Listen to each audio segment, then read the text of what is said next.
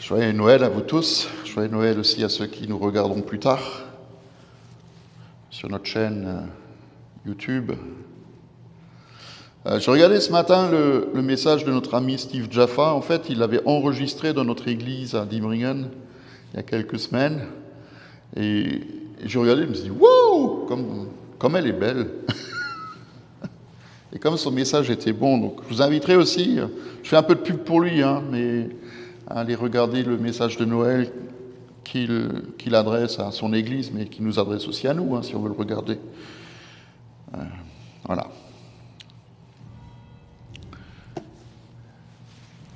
Je ne sais pas comment vous avez vécu ce temps. J'avoue que pour moi, ça a été assez compliqué. D'ailleurs, je ne sais pas si vous avez remarqué, mais il n'y avait pas qu'une faute. Dans le dernier chant, il y en avait plusieurs. C'était compliqué parce que cette année, Noël paraissait extrêmement loin de mes préoccupations, et peut-être aussi loin des vôtres, entre ce mélange toujours à nouveau entre la lumière et puis la joie qui nous habite, et en même temps cette ombre qui est là et qui couvre. Et puis l'obscurité aussi dans laquelle la Terre se trouve.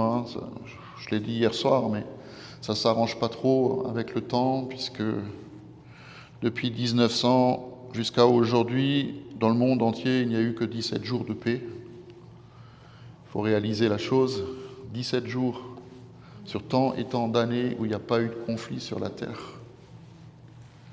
Et c'est pourtant dans ce monde-là qui est fait d'espérance et puis aussi d'ombre que le Seigneur vient se mélanger à nous. Et ça fait peut-être partie aussi de ces paradoxes de Noël, de savoir que même dans cette histoire de Noël, il y a les deux sont présents au commencement et jusqu'à la fin de cette histoire et même au-delà, tout comme la fin de la vie de Jésus sera marquée par le fait qu'il donne sa vie pour nous, mais en même temps qu'il soit obligé de mourir pour nous donner la vie. Je sais que ces jours de fête sont douloureux pour certains d'entre nous, et aussi des frères et sœurs qui ne sont pas là, justement parce que c'est douloureux. Pour ceux qui ont perdu un enfant, pour ceux qui n'ont plus d'enfants, pour ceux dont la famille est loin. Pour nous, Noël, cette année, avec nos garçons qui sont à l'autre bout de la France, alors, c'est sympa, ok, mais c'est pas pareil. Et puis il y a Noël pour ceux qui sont seuls, et puis il y a Noël pour ceux qui sont ce qu'on appelle les oubliés de Noël. Noël dans les hôpitaux, Noël dans les maisons de retraite, ou Noël en prison. Et je pense qu'il faut qu'on ait une pensée pour toutes ces personnes qui ne vivent pas Noël comme on peut vivre Noël. Je ne dis pas que pour nous tout est parfait, mais qui parfois ont de la peine. Une espèce de nostalgie qui peut venir. Frayir chez Nerkeven, autrefois c'était mieux ou pas. Et puis il y a nos familles. Ça va avec vos familles? Avec les parents ou les beaux-parents?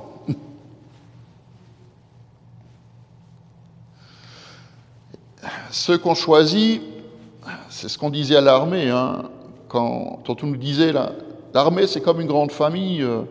Nous on répondait ouais c'est vrai parce que les amis on les choisit, la famille on la choisit pas. C'est parfois compliqué. Et je repense à ce que Paul a écrit à Tite tout à l'heure quand il dit qu'autrefois on était rebelles et tout ça, odieux. Et on se détestait les uns les autres. Parfois, c'est comme ça. Alors, le mot détester, c'est très fort. Et dans certaines familles, c'est comme ça. En fait, Noël ressemble à nos vies. Et on aimerait tellement que d'un coup de baguette magique, les choses viennent d'en haut et soient changées, transformées. Mais la magie du coup de baguette, ça ne marche pas toujours. Et même faire la fête, ça peut être extrêmement fragile, parce que quand demain on va se réveiller et on va sortir des jours de fête, comment on va être?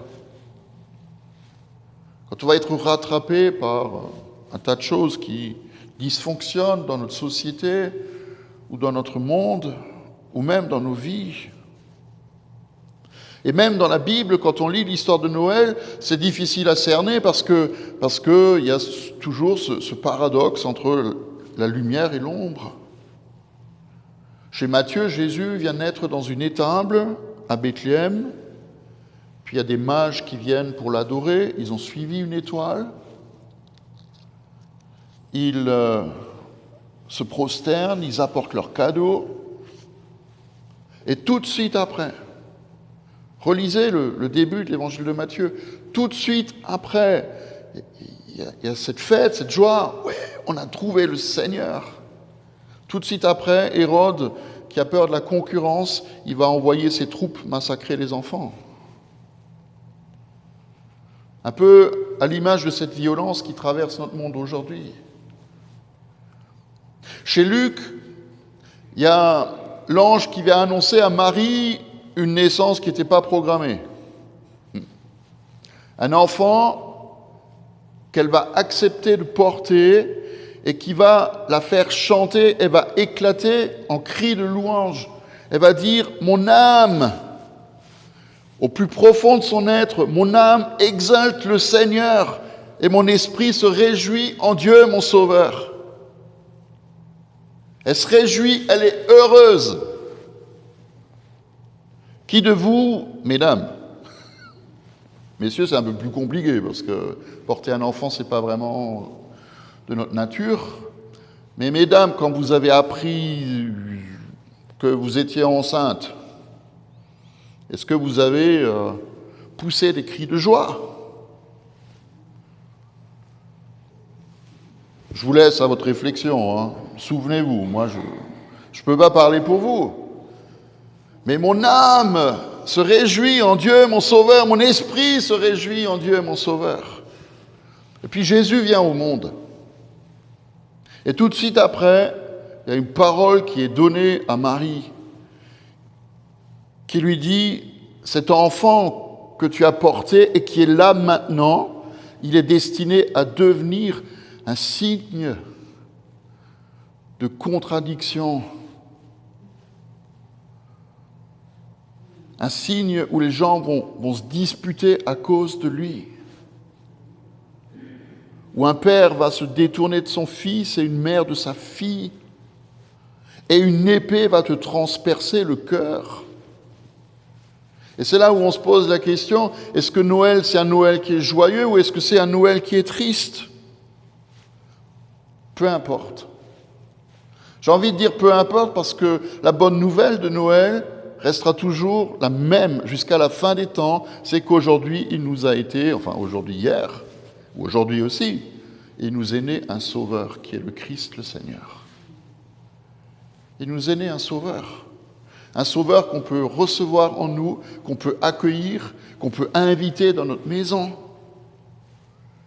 Et j'aime tellement, vous savez, ces histoires qu'on raconte à Noël, alors j'en ai plein, j'en ai toute une collection à la maison. Mais j'aime par-dessus tout cette histoire de ce collectionneur de tableaux. C'est un homme extrêmement riche qui avait amassé une collection de grands peintres au fil du temps. Et puis, il avait initié un de ses fils à la peinture. Il lui avait expliqué, tu vois, Pissarro, c'est magnifique. Gauguin, c'est beau. Van Gogh, c'est extraordinaire. Et il avait des tableaux comme ça. Puis ce fils, il est parti à la guerre. Et quelques semaines plus tard, il est mort en Belgique en 1944. Et le papa, il a reçu une lettre. Ministère de la guerre. Votre fils est mort. Et cette annonce l'a anéanti. lui a enlevé toute envie de vivre. Et à la fin de la guerre, il a reçu la visite d'un des amis de son fils qui était avec lui sur le front, et puis il lui a apporté un cadeau parce qu'il lui avait sauvé la vie et que c'est comme ça qu'il était mort. Et ce cadeau qu'il lui a fait, c'était le portrait de son fils qu'il avait fait sur le front. Lui-même était un peu artiste, mais pas très doué, mais quand même. Le tableau n'était pas très beau, mais quand même. Et pour le père, ça a été le plus beau cadeau qu'il pouvait imaginer et recevoir. Pour lui, ce tableau, il avait plus de valeur que toute sa collection de tableaux magnifiques qu'il possédait. Et puis il a placé ce portrait au-dessus de sa cheminée. Et 6 mois plus tard, il est décédé. Et comme il n'y avait pas d'autres héritiers, sa collection a été mise aux enchères. Et comme il était très connu, il y a des gens qui sont venus de partout, des 4 coins, même du monde, pour venir acheter ces tableaux. Puis le commissaire-priseur, il a commencé la vente. Il a commencé par le premier tableau, qui était le portrait du fils. Et les enchères ont commencé à $100.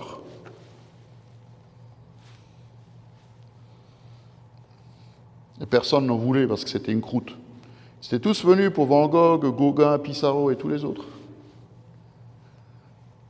$100.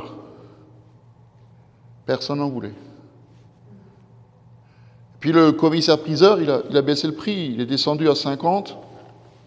Puis un vieux bonhomme qui s'est levé, qu'il a acheté, il a dit « Je connaissais un peu le fils, ce tableau, il n'est pas très beau, mais je le prends quand même. » Et puis, en prenant le tableau, qui a payé $50, le commissaire-priseur, il a dit « Maintenant, c'est la fin des enchères. » Et tout le monde a râlé. Tout le monde a râlé. Tous ceux qui étaient venus des 4 coins du pays, 4 coins du monde, ils ont râlé parce que ils étaient venus pour ces magnifiques tableaux. On est venu pour la collection. Pourquoi c'est fini maintenant? Pour une raison, c'est que le père, il avait fait mettre une clause dans son testament qui disait la chose suivante: celui qui prendra le portrait de mon fils, il aura tout le reste.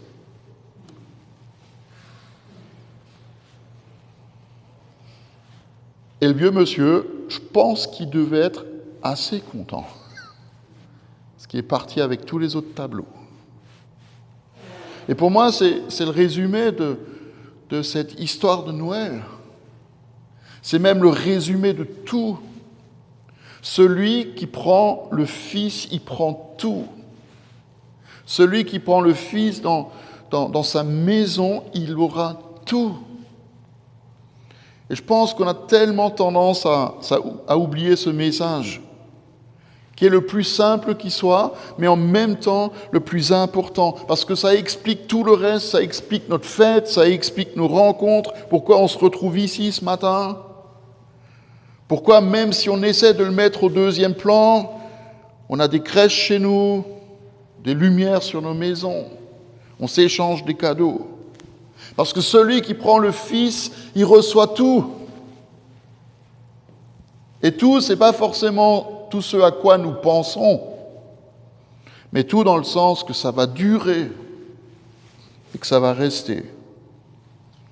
Il est venu chez les siens, et les siens n'ont pas reconnu, en tout cas certains d'entre eux. Mais à ceux qui l'ont accueilli, qui ont cru en lui, à tout cela, il a donné le pouvoir, le privilège de devenir enfant de Dieu. Et l'apôtre Jean va même reprendre plus tard, beaucoup plus tard, dans sa première lettre, il va reprendre cette parole. Il va dire, il nous a donné le privilège de devenir enfant de Dieu, et il rajoute, et nous le sommes. Qui de nous sait qu'il est enfant de Dieu ? Pas juste une créature, un homme, une femme que Dieu a placé sur la terre, mais nous sommes enfants de Dieu, nous le sommes. Waouh. Et le texte qui nous est proposé ce matin, ne vous inquiétez pas, je m'arrête bientôt. C'est dans la lettre de Paul aux Colossiens, chapitre 2. il parle de Jésus, il dit la chose suivante. En lui sont cachés tous les trésors, tous les tableaux. En lui sont cachés tous les trésors de la sagesse, de la connaissance. Et je dis cela afin que personne ne vous trompe par des discours séduisants. Vous savez, quand on ne sait plus quoi dire, on parle de la religion qu'il faut essayer de mettre un peu de côté. Là où le Père Noël supplante Jésus. Et ça fait des siècles que ça dure, où on essaie de plus en plus de faire sortir Jésus de sa propre histoire de Noël. Que personne ne vous trompe par des discours séduisants. Et alors Paul, il est très... bon. En effet, même si je suis absent de corps, je suis avec vous en esprit. Et je vois. Vous vous rendez compte? Paul, il dit, je ne suis pas là avec mon corps, mais mon esprit vous voit. Paul, j'espère que tu ne nous vois pas ce matin. Mon esprit vous voit. Il voit avec joie, je vois avec joie le bon ordre qui règne parmi vous et la fermeté de votre foi en Christ. Ainsi donc, comme vous avez accueilli le Seigneur Jésus-Christ, marchez en lui, soyez enracinés, fondés en lui, affermis dans la foi telle qu'elle vous a été enseignée, et soyez-en riches en exprimant votre reconnaissance à Dieu. Que personne ne vous prenne au piège par la philosophie, par des tromperies sans fondement qui s'appuient sur la tradition des hommes et sur les principes élémentaires qui régissent ce monde et non sur Christ. En effet, c'est en lui qu'habite corporellement toute la plénitude de Dieu. Et vous avez tous les tableaux, vous avez tout pleinement en lui, parce qu'il est le chef sur toute domination et il a toute autorité. Amen. Toute la plénitude, elle est en lui. Tout cet amour que Dieu a pour nous, il est en lui. Dieu n'est pas resté loin de nous, il s'est approché de ses créatures pour qu'elles puissent devenir ses enfants. Et j'ai envie de vous dire encore ce matin, mais je le répète tant de fois durant l'année, si vous voulez regarder qui est Dieu, regardez Jésus. Relisez l'Évangile, relisez son histoire. Vous voulez connaître Dieu, regardez Jésus. Parce que toute la plénitude de Dieu est en lui. Et il a voulu faire de nous ses héritiers. Ça veut dire que toute la plénitude de Dieu, un jour, elle sera en nous. Amen. Parce qu'en lui, on aura tout ce qu'il nous faut. En lui, on aura tout ce qu'il nous faut. Aujourd'hui et pour toujours. Amen. Et on veut te dire merci, Seigneur, de cet extraordinaire cadeau que tu nous fais.